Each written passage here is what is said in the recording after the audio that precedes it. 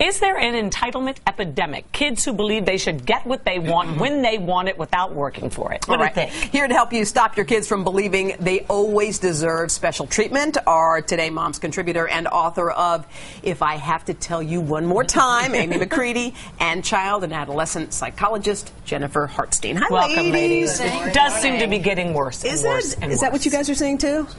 It is. You know, I think about it. Entitlement is not in their DNA, right? But it's also not in the Constitution. That's right. But it's on the rise. And I think in part because our kids are growing up in this egocentric reality TV world. Right. Now, is it that parents are just trying to do the right thing? Obviously, there are no bad intentions, but you want your kid to be happy and confident, so you say to your child, good job, Bobby, great job at this. Right. Well, we praise for everything. You wake up in the morning. Yay, you woke up. We really have to start to think about, you got up in the morning. It's hard for you to get up and go to school. Let's praise the effort, not the kid. Yes. So you worked so hard to get yourself out to school on time. That's so great. I'm really proud of you.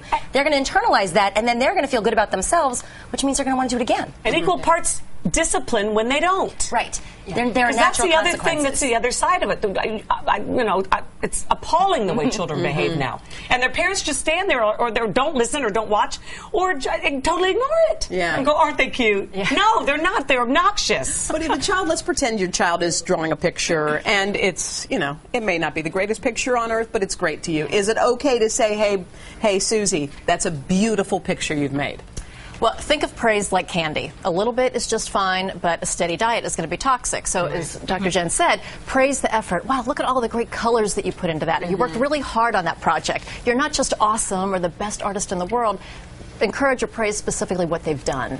Right. Why do parents think this is good for their children? Creating a false reality that once they get to college, they're going to have a rude awakening, aren't they, Jen? And we see it, yes, because we see it all the time, right? We see parents who are kind of pushing aside any obstacles, so these kids don't know how to fail appropriately. They don't know how to fight their own battles. They don't know how to be responsible for themselves. So they've been taught over time, right? We know helicopter parenting is a big deal. We've talked about that endlessly. So the problem is they try and catch their children before they ever fall. They don't learn that they can get up and brush themselves off and do it again. That's how you learn. But sometimes isn't praising, doesn't it give confidence? And sometimes the people who succeed in life are not necessarily the most talented ones, but the ones who actually do believe they can do it. They are the most confident. Yes, and are they confident in the fact that they're awesome, or that they can persevere, they can take on difficult challenges, they can go the extra mile? Those are the things that are going to... That's different than saying, you're the best, That's honey. right. Those are the things that contribute to success in life, whether you're in school or in their first job. And I think it's a combination. I think the fact is that I fell down and I got up, I know how to persevere, and I had someone cheerleading behind me. And if you think about cheerleaders... Now we're not allowed to do that anymore. It's silent soccer games. You're not allowed to cheer your kid.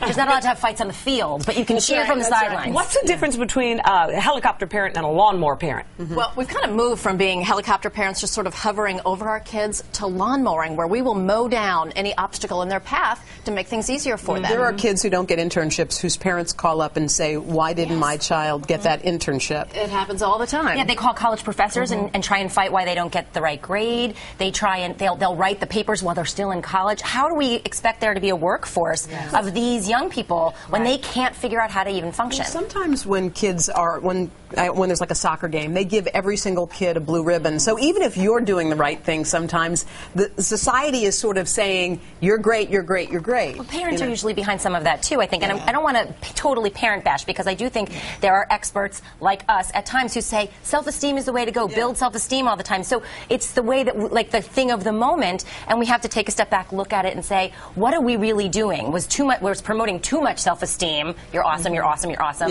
hurtful, and how do we pull back from that a little bit to teach some balance? You know what? Every time I've been to a Special Olympic event, I sob my eyes out how beautiful it is that each kid gets a reward, because it means so much to them. Let's save it for those kinds of situations. You know. All right. Thanks, ladies. Ladies, so thank much. you so much for coming to see us. You're not too terrific. You're just on so the verge of we did a good job. You did an excellent job today. Feel good about yourself. All right. You can ask questions about raising kids without entitlement on our website, klgandhoda.com.